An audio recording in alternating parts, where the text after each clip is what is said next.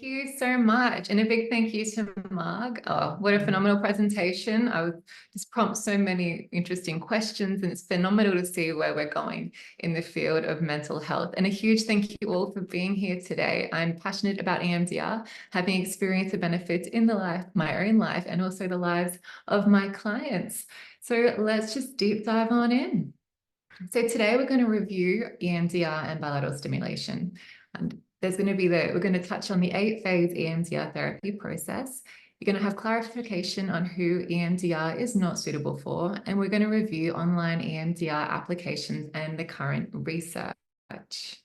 So to begin, I'd love to introduce you to Jim. So Jim is a 32-year-old male who presented with no significant trauma history.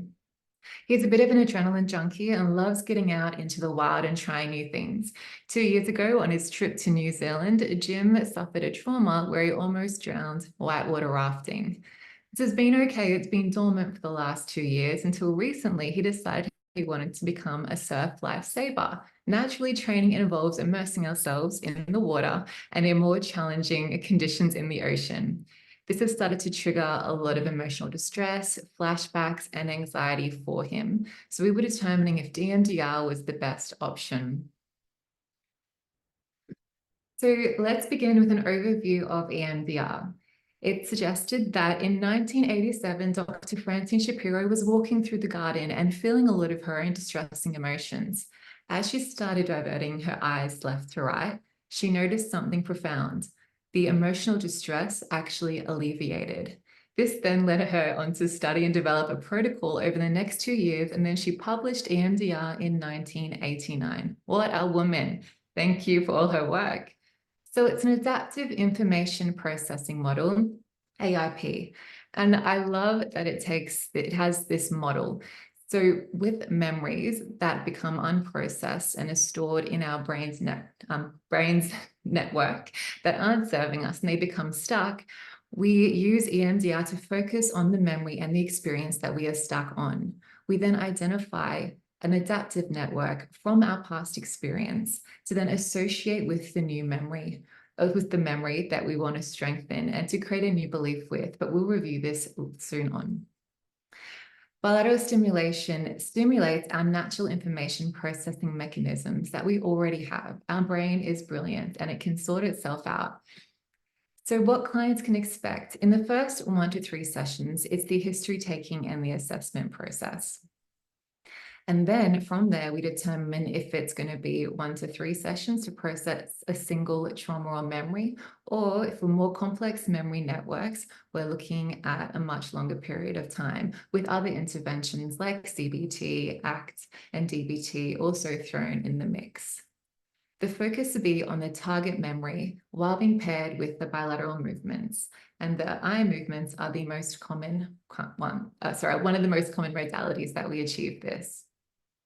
What they can expect is it's also quite different to your talk therapy.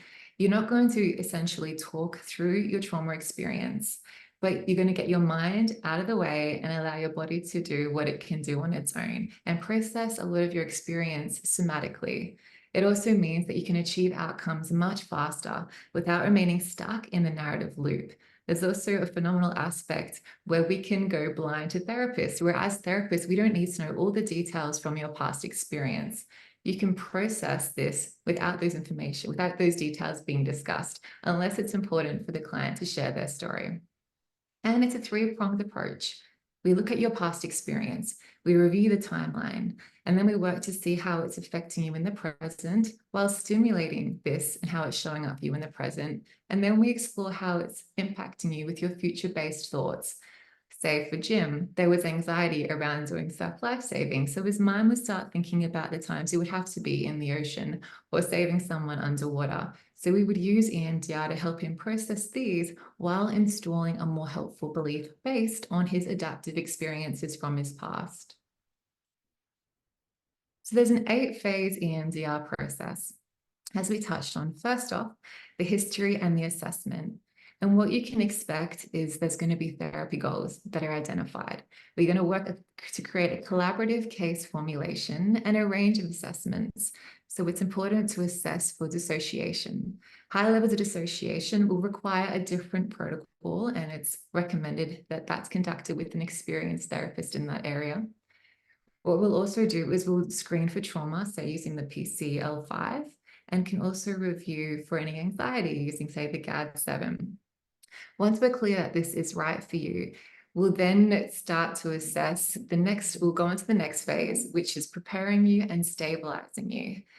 The EMDR process can naturally bring up a lot in the body somatically, and it can be very intense. So this amount of time is spent upskilling the client to become stable, to be able to face those challenging memories and those unprocessed experiences. We really focus on the emotional regulation while advising them that there are going to be times where they're going to be in the tunnel. Say if you have the metaphor of a train, right? The train's going through the tunnel and it's going to be tough, and you're going to be experiencing thoughts and feelings that you've pushed away for quite some time. But we're going to be there supporting you each step of the way. And by giving them that psychoeducation while stabilizing them and teaching them practical skills, we best prepare them for the next component, which is identifying the target assessment. We get clear on the best place to start. Sometimes that's the worst memory or the worst part of the memory, or it can be a lesser intense experience depending on their own level of resources and their own ability to cope with facing the trauma. We then pair this target memory with the desensitization process, and that is with the bilateral stimulation. We continue with the bilateral stimulation until that distress has been reduced to, say, a 1 or a 2 out of 10. And then this is the beautiful part where we install the new belief for them. And we're going to go through this, and we touch on Jim's story again. But you install a new belief or a new cognition based on the client's own memory networks. So what this can look like is we map out, we draw, if you imagine a flower, you'll identify one adaptive belief, one belief that's really helped them in the past. And then you'll remind them of all the memories and times when this has happened for them, strengthening. And then we pair this with that memory that's now been processed to help them perceive it in a completely new way, with the ultimate goal of having them reflect on their past experience without experiencing the distress. We then follow through with a body scan. We do another check-in. Is there any distress? Is there any emotion, any sensation, pain in the body that we still need to process? And then we can go back and repeat if necessary. And then we wrap up with a debrief and a bit of a safety plan, some self-care strategies, and then we reevaluate everything the following session. How is the distress levels for you now? What is it like to think about that past experience? And ideally, they would have processed it so the distress would be a lot less. So returning to Jim's case study, Jim was experiencing a lot of the trauma symptoms. He was having the flashbacks. He noticed his nervous system going into overwhelm. He was avoiding things to do with surf life saving. He noticed himself not wanting to go under the water and saying yes to some things and no to others, but also he was avoiding certain thoughts connected with his past experience. He felt helpless to do anything about this. And so in this session, after we did the history taking, he began resourcing and stabilizing himself, preparing him for the next part of the processing. So bilateral stimulation is a fantastic tool, and it's something that we all can do.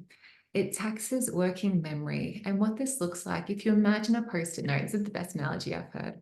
If a Post-it note is down there in front of you, you write it down and you're trying to store the information so you can remember it later. Your mind has a Post-it note trying to hold that information. When we get that out of the way, it allows your body to begin to use dual attention, engaging both hemispheres in the brain to evoke neurological and physiological changes all on its own. So it's a wonderful tool, and there are lots of options that we can do. So the most common one is the bilateral stimulation, not better, or the eye movements. But we can also do manual tapping. You can see the butterfly hug. Or there's the option of a tactile experience where on wrist are placed 2 buzzers and the client focuses on those. There's also using bilateral sound where you can just listen to headphones and follow along. And yeah, that's also remote guided visual bilateral stimulation. So this is clinician controlled, and on a screen, the client will follow. So back to Jim for a second. Let's talk about how this looked for him. So he first thought about the worst part of his memory and the experience. He could see himself back there with that sensation of feeling helpless and feeling like he was going to drown.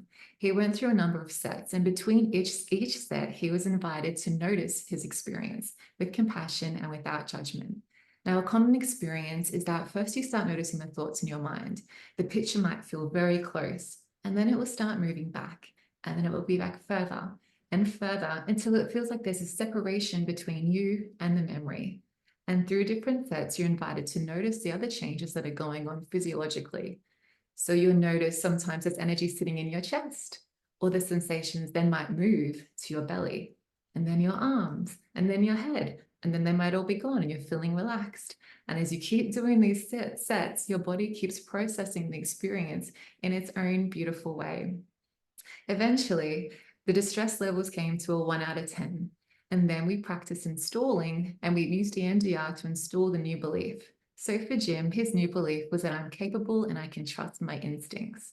And what this looked like was us sort of thinking of all the times where he had believed in higher risk situations that he was capable and able to trust himself.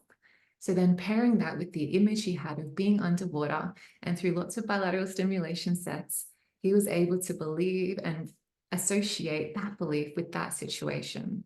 We then focused on some of his future-based action, what it was going to be like when he was going to practice self-life-saving. And so we paired those key images that were coming up in his mind with that same belief. And naturally, that became his new belief system, which then radically reduced and has kept off the distress that was associated with that trauma. So EMDR is wonderful and it's versatile, and there are different protocols for different levels of presentation. So when it comes to active psychosis and dissociation, there needs to be a lot of stabilization first. And with psychosis, ideally, it's not active. So you may have had a history of it, but you're in a place now where you are stable to begin processing the experience. And this is why the first 1 to 3 sessions can take a bit longer, because you are checking in with the history and focusing on really supporting your client to make sure they're ready to begin processing their experience. Along with active substance use and certain personality disorders, play by play, but these can tend to be suited to other interventions as well. And finally, with medical conditions, you need to consider, say with epilepsy or cardiovascular conditions, there will be an intense physiological arousal most sessions. So this may not always be the best intervention for that, and it needs to be confirmed by the GP. EMDR is often thought to be a trauma-based therapy. What I love, though, about this intervention is that it actually addresses common underlying processes or mechanisms. With anxiety and depression and pain, even performance, a lot of the anxieties or distress comes back to an unprocessed memory or experience. When you process the memory and it becomes integrated into your memory network, all of a sudden the distress is alleviated and you're able to follow through with your values to make great action steps without the distress. It's also cost effective. I will say though, so compared to CBT, it's cost effective because it can be a longer approach. However, again, it depends on the individual presentation and their own experience of trauma. If you have a client or if you're someone with a complex trauma history and a large memory network of experiences, you will often require a lot more sessions to process your experience. The good thing is, though, it is flexible, adaptable, and versatile, so we can tweak and amend the protocol to support you. There's also great support for my primary client group, which is veterans. And I also use this quite often with the Aboriginal community, and remotely as well. So let's touch on online EMDR. COVID brought us the gift of having to transfer our therapies online. And this then posed the question, can we conduct remote EMDR therapy and have efficacy and great outcomes? Oh, I got a hair in my eye. I'm following on with Margaret. So duty of care and for the continuity of care for us, we began practicing this modality online Obviously, COVID was quite recent. So when it comes to research and evidence for this as an online practice, there does need to be a lot more research done. However, started with McGowan in 2021, there has been a documented positive outcomes. And then we had a recent meta-analysis and systematic review by, pronunciation, hopefully it's correct, Kaptan, Kaya, and Akan in 2024. So they reviewed 16 articles which met the inclusion criteria with 1,231 participants in a range of age groups. And the findings were promising in reducing PTSD, anxiety, and depression. But as mentioned, more research is required as there were some limitations of a small sample size and the absence of control groups. When it comes to administering EMDR online, and for me, I'm a remote psychologist, and I was trained in remote EMDR through therapist training, and I learned bilateral stimulation to be presented and performed over the screen, and that's still my go-to. And I found that you might need to spend more time strengthening that therapeutic alliance, because there will be challenging times and points while the client is processing, and you need to be able to have that sense of safety and that anchor for the client to come back to. There are also general considerations such as, using technology and being able to set up the virtual clinic room while taking into account that problems may arise. The internet may drop out naturally. There can be challenges with, other family members coming in to say hi. So in your first session, you really want to set the client up for success so it's as private, secure, and supported as possible. In between sessions, what can happen is the client will begin noticing other memories and experiences popping up that maybe they've repressed or they couldn't access previously.